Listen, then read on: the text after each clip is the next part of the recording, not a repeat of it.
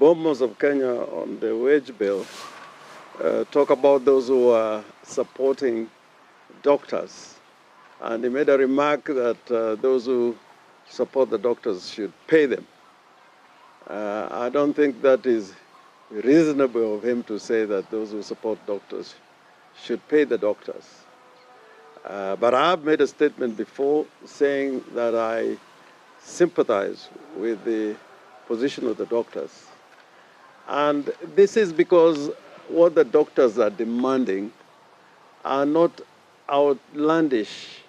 They are not out of the ordinary. They may not be immediately attainable, but I think if you take them through the process of discussion and negotiation, they can be resolved immediately or in phases. And going back to the past, and I remember this because I represented the union, the doctors and the dentists in a similar situation when the officials were arrested and detained. And went through a process of negotiation, and that matter was settled within a court framework. The reason why I'm saying that what the doctors are asking for are not outlandish, they're not out of the ordinary, and I believe that they are not things that can make us go into hostility or meet violence against the doctors or talk at each other instead of talking with each other.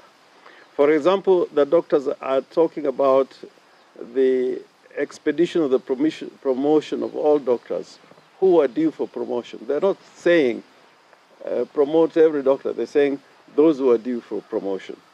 And if you look at the number of demands that they have made, if you go through them sequentially, there are demands which can be dealt with within the context of the law and the Constitution. And the government, the national government and the county government have got responsibility and obligations under the Constitution. Under Article 43 of the Constitution, the government, and that will include the national government and the county government, are supposed to provide medical services or health at the highest attainable standards. That's a constitutional remit. So if anything goes wrong in the health sector, by dint of the Constitution of Kenya, we in the county government and in the national government must take responsibility in trying to make sure that the people of Kenya are not denied these constitutional rights. The question of interns, for example, the interns, there was an agreement before on how the interns should be treated. And I think teaching interns casually is callous. These are well-trained people. In other sectors and disciplines, people get their degrees within 3 or 4 years. Doctors take a little longer. And as interns, they provide an insertion service in health and in the medical sector. And what they are saying is not really to be paid some outlandish sum. What they're saying, they should be paid what was agreed and which is contained in the CBA. I want to contextualize this with CIR, for example, what we have been able to do. And that makes me believe that this is achievable. For example, all our doctors in CIR are on a permanent and pensionable terms of employment, except those who are seconded to our Department of Health through arrangements with the national government or through other partners. But otherwise, we employ them under permanent and pensionable terms. And this idea of, demanding that doctors be subject to contractual employment as opposed to permanent and pensionable terms, that will amount to discrimination. Every other sector, people are being employed on permanent and pensionable terms. Lawyers are being paid, recruited on permanent and pensionable terms. engineers the same, architects the same.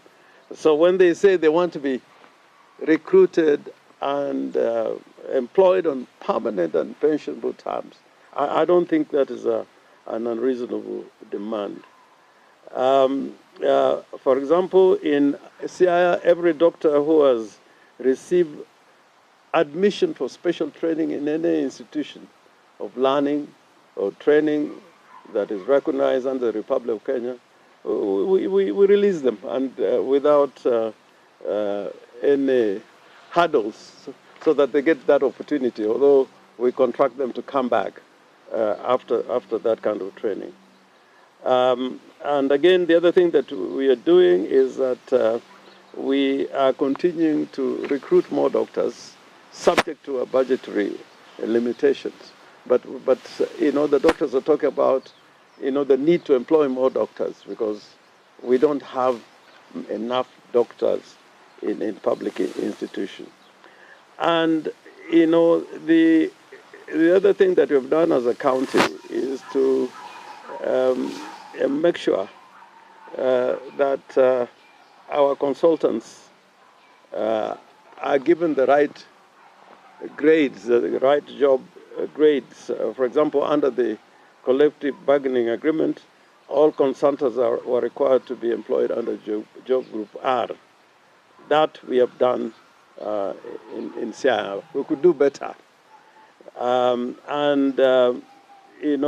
am enumerating this as against the demands that the doctors are making to demonstrate that it is possible for us to talk with these doctors and reach an amicable solution, so that we don't get these disruptions in the public sector. A huge part of the country depends on services offered in the public institutions. When they're disrupted, our people have nowhere to go. Finally, I would want to appeal to the national government. There is another complaint that the doctors are making: delay in payment of salaries. For example, in the county of Siaya, we have not received exchequer releases from the month of January. I think we got an advice that we probably may be getting or are getting the exchequer release for the month of January. That translates into delay in paying salaries, including those of doctors. And this speaks to the way the Treasury is running, the financial sector insofar as counties are concerned, and in this case where doctors are complaining about delay in payment of salaries, constant delays. It speaks to the fact that we are not paying our people on time, especially professional as doctors.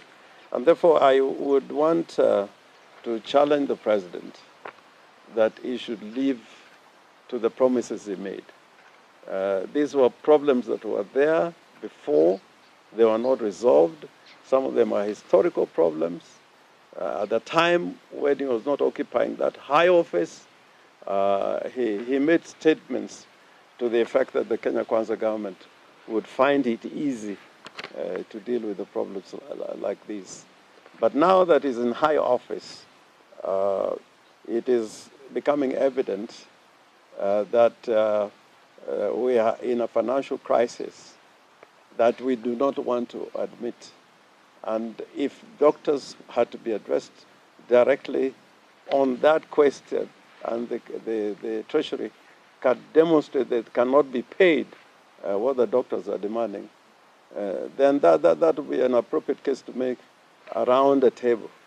But this is happening in circumstances where other sectors, including in the political sector, people are asking for more allowances, more salary increases.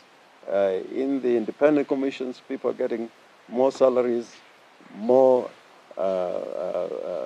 allowances, and there is no complaint. We are even enthusiastic about taxing people every other day. And yet when it comes to meeting these critical obligations, the government finds it very difficult. So